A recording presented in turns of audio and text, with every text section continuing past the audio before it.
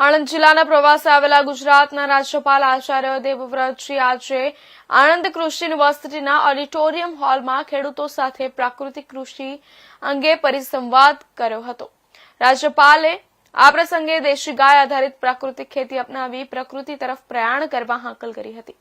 તેમણે પ્રાકૃતિક કૃષિની હિમાયત કરી પ્રાકૃતિક કૃષિને વૈજ્ઞાનિક ખેતી ગણાવી હતી। કાર્યક્રમ પૂર્વે રાજ્યપાલ આચાર્ય દેવવ્રતજીને ગાર્ડ ઓફ ઓનર આપવામાં આવ્યું હતું। પરિસંવાદ કાર્યક્રમ બાદ રાજ્યપાલે પરિસરમાં આત્મા પ્રોજેક્ટ દ્વારા પ્રાકૃતિક કૃષિ અંગે સમજ આપતા અને જાગૃતિ ફેલાવવા માટે લગાવેલા પોસ્ટર નિહાળ્યા હતા। કલેક્ટર પ્રવીણ ચૌધરીએ સ્વાગત પ્રવચનમાં પ્રાકૃતિક કૃષિને ટકાઉ વિકાસનો માર્ગ ગણાવ્યો હતો।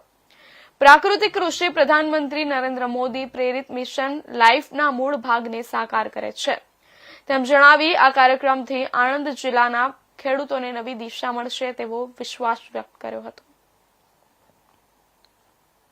भारत सरकार और विशेष करके माननीय प्रधानमंत्री जी की सोच के साथ ये मिशन आगे बढ़ रहा है। पिछले दिनों प्रधानमंत्री जी ने इसे राष्ट्रीय प्राकृतिक कृषि मिशन बना दिया,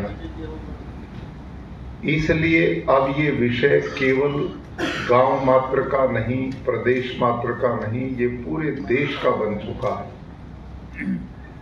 और इसमें जब हमारे विधायकगण, एमपी महोदय और प्रदेश के मंत्रीगण, सरकार, मुख्यमंत्री जी, कृषि विभाग सब इस मिशन पे अब लग